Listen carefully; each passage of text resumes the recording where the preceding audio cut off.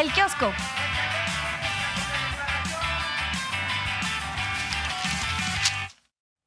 Pues le entramos, ¿no?, al tema de García Luna. Le entramos al tema de García Luna, que por cierto no todos quieren hablar de pero sí lo tenemos en la primera plana de la jornada, por ahí con una muy distinta agenda. También el Reforma lo trae aquí, ¿no? Denuncian sobornos de García Luna al Universal a propósito de lo que fue el testimonio, pues, digamos, estrella de la audiencia del día de ayer. Ayer hubo tres interrogatorios. El primero, el contrainterrogatorio al ex agente federal por parte de la defensa. Después está este interrogatorio a Héctor Villarreal, que es un testigo de la Fiscalía y que había sido antes el tesorero del gobierno de Coahuila, de Humberto Moreira. Y aquí se destapa, Jorge Armando, toda una caja de Pandora que involucra una corrupción, operaciones de corrupción millonarias por parte y aceptadas por este personaje por parte del gobierno de Humberto Moreira,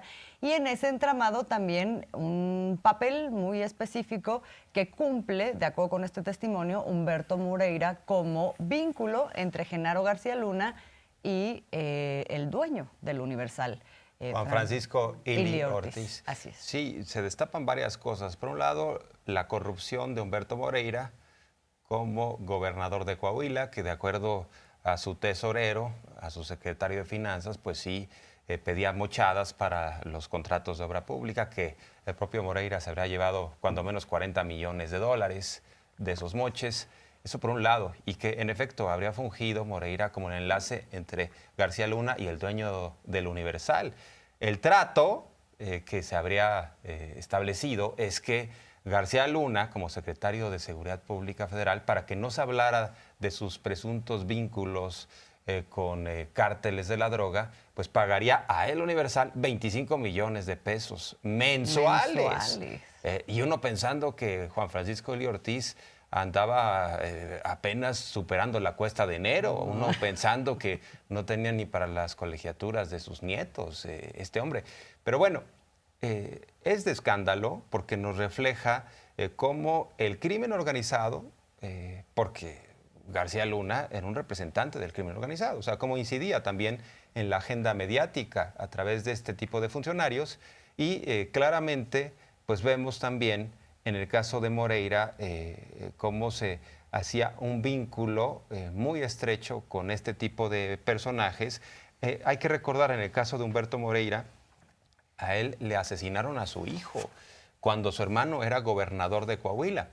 El propio Humberto Moreira, que fue presidente del PRI, el que ungió a Enrique Peña Nieto como candidato, el propio Humberto Moreira en su momento señaló que el asesinato de su hijo había sido una venganza del Z40, o sea, uno de los Zetas, que porque habían asesinado a un sobrino de este capo de los Zetas en esos tiempos. Entonces, ¿en qué andaban metidos? En estas relaciones con grupos delincuenciales y, a su vez, tratando de lavarse la cara. Por un lado, Humberto Moreira, por el otro, García Luna. Entonces, es la descomposición, ¿no? Así lo ha hablado el propio presidente. Esta es la descomposición. Y mientras se está exhibiendo todo esto, ya nos sacaron del otro lado un video de Laida y de, bueno, que involucra a funcionarios de Laida y a una senadora de Morena, ¿no? Así es.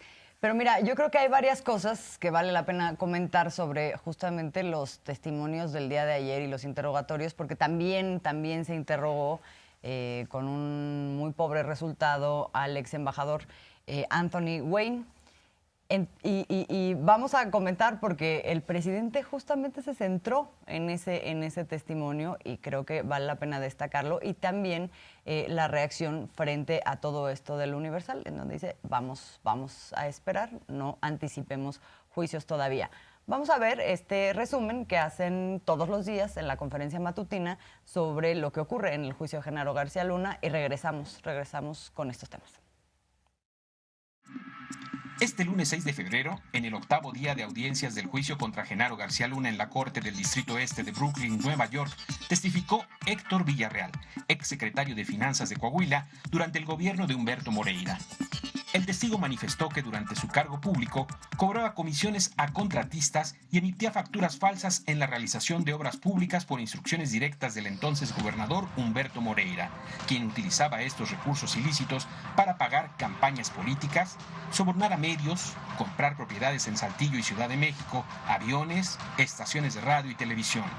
Villarreal afirmó que entre 2005 y 2010 obtuvieron $200 millones en comisiones, de los cuales el entonces gobernador se quedó con 40 millones y las otras 8 personas involucradas recibieron 2.5 millones cada una. El testigo declaró que Genaro García Luna buscó vender el software de espionaje Pegasus al gobierno de Coahuila y que solicitó ayuda al entonces gobernador Humberto Moreira para tener un acercamiento con Juan Francisco Ili Ortiz, propietario del periódico El Universal, con la intención de limpiar su imagen y de la Secretaría de Seguridad Pública, ya que habían rumores de que García Luna había sido secuestrado por narcotraficantes. Villarreal detalló que García Luna y Gili Ortiz llegaron a un acuerdo en donde el entonces secretario de Seguridad Pública debía pagar 25 millones de pesos mensuales a El Universal para que lo apoyaran. El testigo aseguró que él mismo operó el cierre de dicho acuerdo en la Ciudad de México, directamente en las oficinas del periódico junto con un trabajador de García Luna de nombre Sergio Montaño. Agregó que en una ocasión Montaño les pidió ayuda para ejecutar un pago urgente al periódico con el dinero del estado de Coahuila. La Fiscalía mostró como evidencia la factura de este pago, la cual no tenía folio con fecha de 24 de junio de 2009 y bajo el concepto publicidad de campaña de rescate al turismo. El monto era por 11.5 millones de pesos. También se mostró como evidencia la factura de uno de los pagos regulares por 25 millones de pesos. Villarreal declaró haber estado preso en una cárcel de los Estados Unidos durante 8 meses, haber salido bajo fianza y estar en espera de ser sentenciado. Manifestó que cuando llegó a Estados Unidos trajo con él un servidor y todas las facturas que tenía en su poder. Durante el contrainterrogatorio, la abogada defensora Valerie Gottlieb enfocó sus cuestionamientos al estatus migratorio de Villarreal y a los beneficios en su sentencia que espera obtener por declarar en este juicio. Al inicio de la audiencia, el juez Brian Coogan informó a las partes que no aceptaría las pruebas relacionadas a supuestos sobornos de García Luna a medios de comunicación, en específico al periódico El Universal. Sin embargo, después de unas horas cambió de opinión, señalando que aceptaría las pruebas siempre y cuando la información fuera concreta y específicamente relacionada al caso. Durante la audiencia de ayer, también se llevó a cabo el contrainterrogatorio del testigo Francisco Cañedo Zabaleta, ex policía federal que declaró haber visto a Genaro García Luna reunido con Arturo Beltrán Leiva y la Barbie. La defensa cuestionó al testigo por haber entregado su reporte a una diputada de oposición en el Congreso, insinuando que sus acciones habían sido motivadas políticamente. Pero Cañedo respondió que no fue a la única persona a la que se le enseñó la carta, sino que lo había hecho a varios políticos, pero nadie le hizo caso, manifestando que la única mujer valiente que hizo su trabajo fue Laida Sansores. La defensa buscó refutar el testimonio del testigo, preguntándole por qué no se había lanzado a la ayuda de García Luna al verlo rodeado por criminales como Beltrán Leiva y la Barbie, a lo que Cañedo respondió que al principio sí lo pensó, pero que se dio cuenta que no le estaban haciendo nada ni intentando secuestrar, sino que más bien se trataba de una plática o reunión voluntaria. Al final de la audiencia, la Fiscalía llamó como testigo a Earl Anthony Wayne, embajador de Estados Unidos en México entre 2011 y 2015. En sus breves declaraciones, Wayne afirmó que se reunió en varias ocasiones con García Luna y que en esas reuniones también estuvieron presentes Cárdenas Palomino y Ramón Pequeño. Confirmó que a García Luna le costaba hablar de manera fluida, dando veracidad al apodo con el que varios testigos se han referido a él. Narró que en una ocasión fue a la casa de García Luna y que no le pareció ostentosa, pero que sí recuerda que tenía el acuario de agua salada más grande que haya visto. El juicio se reanudará hoy martes 7 de febrero y se espera que uno de los testigos sea Edgar Yeitia. Pues todavía hay mucho por verse en el entorno de este juicio a Genaro García Luna. Por lo pronto, el Universal está tratando de lavarse un poco la cara, porque la acusación es que el Universal le lavaba la cara a García Luna y no lo hacía gratis, sino por 25 millones de pesos mensuales. El Universal, incluso en primera plana, plantea esta editorial que le llama acusación sin sustento. Y entre otras cosas, se destaca: en el juicio a Genaro García Luna, ayer se dieron afirmaciones que involucran a esta casa editorial en un presunto pago de sobornos, lo cual es totalmente falso, y no se sostiene en una simple revisión de varios hechos. Como prueba, se presentó la factura de una campaña de publicidad de un gobierno estatal, el testimonio de un criminal confeso que espera beneficios por sus declaraciones que estuvieron plagadas de inconsistencias y confusión de lugares, personajes y fechas. No tiene sentido hablar de pagos para limpiar la imagen cuando las evidencias públicas señalan que el Universal mantuvo una postura crítica ante el desempeño del funcionario. Fíjate que es una forma de intentar zafar del Universal muy parecida a lo que hace Humberto Moreira, ¿no? Que ayer también el exgobernador saca un comunicado, lo manda a medios haciendo aclaraciones sobre la naturaleza de su relación con Genaro García Luna. 2 párrafos nada más rápido voy a leer. Dice: lamento observar un relato tan disparatado por parte de un delincuente, Héctor Javier Villarreal, el cual en sede judicial y bajo juramento con facultades legalmente delegadas en los cargos que se le encomendaron como secretario de Finanzas, admitiendo, entre otros delitos, el cobro de comisiones por valor de 2.5 millones. Esto en el entramado que relata, ¿no? de corrupción, sustracción de servidor, falsificación de facturas, etcétera. Por todos es conocido, y esta es la forma en que zafa, las discrepancias que mantuve mientras ejercí como gobernador con Felipe Calderón. Junto al fallecido gobernador de Colima, fuimos los únicos responsables políticos que no firmamos el desplegado de gobernadores que reconocía su triunfo en la presidencia de la República, por lo que se hace del todo impensable que sostuviera una relación cercana con su principal colaborador, el señor García Luna. Y de esta manera, Humberto Moreira, como lo hace también el Universal, dice, pues es que no puede ser posible que si me estoy peleando por acá, entonces puedan pensar que yo tenía una relación con su brazo derecho. Igual el Universal dice, no, ¿cómo creen? Si yo alguna vez publiqué algo criticando la política de seguridad de Genaro García Luna, ¿cómo entonces? O sea, eso es prueba suficiente para decir, nosotros no teníamos ningún convenio con Genaro García Luna para lavarle la cara. Lo que ninguno de los dos comenta, por ejemplo, es el tema de los recibos, que sí se presentaron como evidencia en el juicio de estos pagos, ¿no? 2 recibos se presentan por parte de la Fiscalía, que son de los que traía Héctor Villarreal. Así es. Y estamos hablando de 2 personajes que son indefendibles. García Luna, por un lado, con toda la estela de corrupción, hay libros, hay material para aventar para arriba de todo lo que hacía García Luna. Y por el otro lado, Humberto Moreira, que fue señalado, fue investigado incluso por autoridades españolas por lavado de dinero.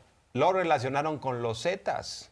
¿Qué pasó ahí? Bueno, pareciera que el entonces gobierno anterior pues intercedió por Humberto Moreira, que ya goza de libertad.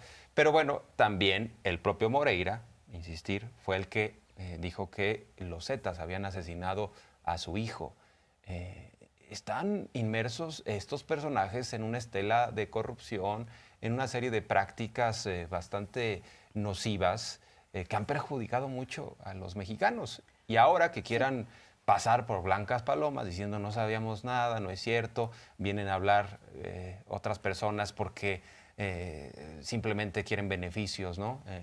Particularmente en los Estados Unidos, y nosotros no vimos nada, no supimos nada. Bueno, estamos en medio de todo esto y el presidente López Obrador dice, vamos a esperar, vamos a ir escuchando, y tenemos lo que dice López Obrador sobre Moreira, y ya también decías sobre el embajador Anthony Wayne, que es el que se deslumbró nada más con la pecera de García Luna, que también dice, yo no vi nada, pero el embajador de antes, Carlos Pascual, sí había visto mucho, y eso fue exhibido en los cables de Wikileaks, que además él decía, no, la Marina es confiable, nosotros le entregamos la información a la Marina sobre Arturo Beltrán Leiva, la Marina es la que acaba matando a Beltrán Leiva. La Sedena no era confiable. La Sedena no era confiable para Carlos Pascual, tampoco era confiable García Luna, ¿no? Sí. Entonces pasamos de ese embajador que estaba muy metido en los asuntos, en el sexenio de Felipe Calderón, a otro que pues vino a pasear, vino a ver la pecera de García Luna. Sí, de una manera francamente intervencionista, que a la mera hora parece que a nadie resultó, porque entonces mandaron a este otro personaje que resulta que funcionó muy bien y navegó muy bien en estas aguas donde estaba ocurriendo todo esto. en México. Sobre Humberto Moreira, específicamente el presidente no dice nada, ¿no? Como tampoco se detiene a hablar del tema del Universal, y lo que dice es, vamos a esperar porque van a seguir saliendo muchas cosas, y aquí lo importante es que se puede probar, 1, y 2, pues que salga toda la información, que es lo que ha venido sosteniendo. Pero sobre el personaje, Anthony Wayne, llama la atención porque en todos lados lo que pasó como información de su testimonio fue así, no aportó nada, pero nadie cuestiona, el presidente hoy cuestiona por qué eso no se convierte, por ejemplo, en nota. Ayer comparece el embajador de Estados Unidos, pero no dice nada. Cuando había una relación, y eso se puede probar, estrechísima, íntima, entre las agencias de Estados Unidos y el gobierno de México. Y resulta que no sabía y que solo pues le llamó la atención la pecera o el acuario en la casa de García Luna. Este embajador que testificó ayer vino a sustituir a un embajador que se confrontó con Felipe Calderón, de apellido Pascual, que incluso está en los cables de Wikileaks. ¿Cómo que no se enteró de nada, que nada más convivió con García Luna? Y hay esos cables. Y este señor, pues sí, supo muchísimas cosas. En el momento de mayor letalidad, dice el presidente, estaba este embajador y pues ¿cómo que no se enteró de nada? Sí, es una gran pregunta. Porque sí pasamos de un embajador que se entrometía como Carlos Pascual a otro que ya no veía nada. En su momento, Carlos Pascual presentó su renuncia y la propia Hillary Clinton, que era la secretaria de Estado, dijo, aceptamos su renuncia, vamos a buscar un embajador que tenga más cooperación, más colaboración, mejor entendimiento con Felipe Calderón. En ese entonces, en Estados Unidos, el presidente era Barack Obama. Pero sí, Carlos Pascual estaba muy metido. O sea, decía, es que aquí, por ejemplo, en el marco de la iniciativa Mérida, nosotros podemos decir lo que queramos, darle información, filtrar, de alguna manera dirigir la estrategia en contra de los capos de la droga. Y también uno podría cuestionarse, por un lado, cuestionar la intromisión, pero por el otro lado, pues sí le incomodaba de pronto a la administración de Calderón que el embajador estuviera empujando hacia ese sentido, porque si daba información de dónde estaban los narcotraficantes, pareciera que eso no le gustaba al propio García Luna. Yo creo que García Luna estaba incómodo, ¿no? Con ese embajador, el propio Felipe Calderón, al final del día, pues acaba saliendo y traen a alguien que francamente fue un flan, o sea, en términos de estar ausente, de decir yo no me voy a meter en un solo lío, ¿no? Y así mismo se comportó en la audiencia del día de ayer, ¿no? Al relatar, nada más he tenido una relación de trabajo con el señor García Luna, su casa no es desproporcionada con respecto a lo que uno esperaría, y lo único es esto que destaca el presidente, ¿no? La pecera. Pues sí, un cuestionamiento ahí importante. Y, tenemos un cartón, ¿no?, de Hernández a propósito de todo esto, que refleja, dentro de lo que ¿no? destaca en el kiosco, pues ahora parte de las caricaturas, de los cartones, pues es sobre este tema, sobre todo en La Jornada, ¿verdad? Porque en otros periódicos pues no traen este tema. Moreirazo, dice, y ahí está Humberto Moreira, con un logo que dice PRIAN, y un ventilador que le está echando caca de regreso seguramente, ¿no? ¿Qué dice caray. García Luna? ¿Es caca o qué es? Sí, lo es. Lo dijiste así muy puntual, o sea, muy precisa. Sí, para todos lados, así ¿no? Es, ¿no? O sea, lo está llenando de estiércol a Humberto Moreira, y son varios los que han salido ya salpicados y seguramente habrá más, ¿no?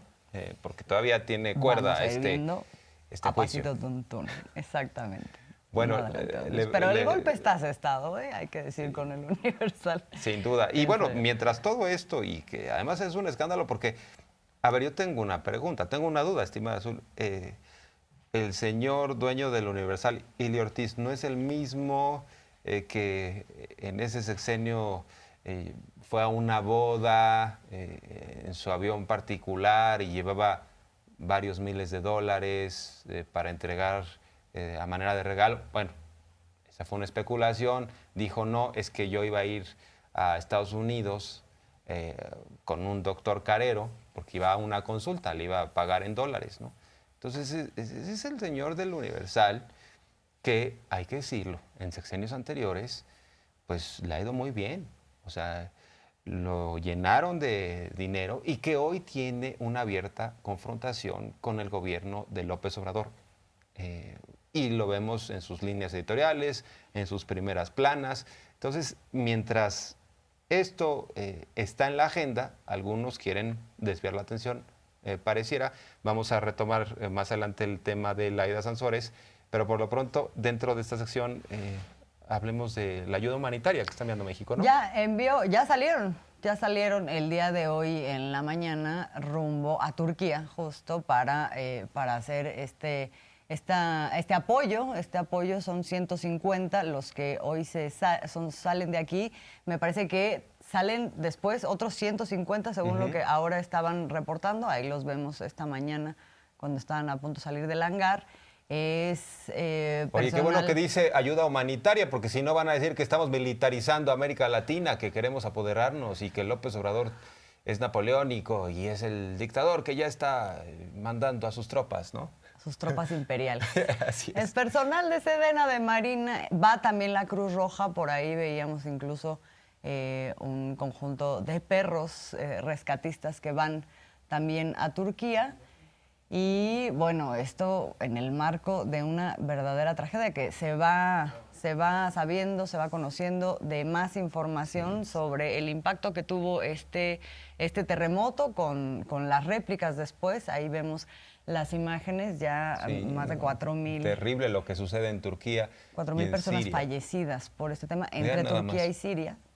Vean nada más, ¿no? Impresionante y bueno, seguramente la cantidad de fallecidos va a subir en función de los rescates, ¿no? De los cuerpos. En México presente ahí y también, me refería a América Latina porque también México está enviando militares, soldados a Chile. A Chile, por lo de los incendios. En el marco de otra desgracia. Así que, bien por Sí. nuestro país, que esta es una tradición que se mantiene, ¿no? Esta es una tradición que se mantiene, que por cierto, muy extraño también lo de Chile. Estaban ayer explicando que en solo 5 días, se consumió el equivalente en hectáreas a lo que se ha consumido en un tramo de 2 años. O sea, imagínate. Impresionante lo que también allá está ocurriendo y por lo cual también se mandó, como dices, ayuda humanitaria. Por cierto, que ayer hubo una convocatoria por parte de la Secretaría de Seguridad para decir a toda la población si quieren contribuir con estos apoyos que se van a enviar. O sea, no solamente se están mandando rescatistas, también se está acopiando cosas que son importantes, por ejemplo, linternas, baterías para celular, papel higiénico, pañales de adulto y niños, toallas femeninas, toallas húmedas, biberones, cereal, leche en polvo. A partir del 7 de febrero va a estar ahí una comitiva en el Zócalo recibiendo todas estas cosas con las que usted podría contribuir de desearlo para apoyar a la población allá en Turquía frente a esta tragedia que está padeciendo. También hay otras cosas, alimentos enlatados, cobertores, casas de campaña, sacos de dormir, gorros, guantes, bufandas, ropa y calcetines térmicos, parte de lo que ahí se va a estar recuperando para poder enviar a Turquía y a Siria. Tenemos las palabras del secretario de la Defensa Nacional sobre esto. Vamos a escuchar.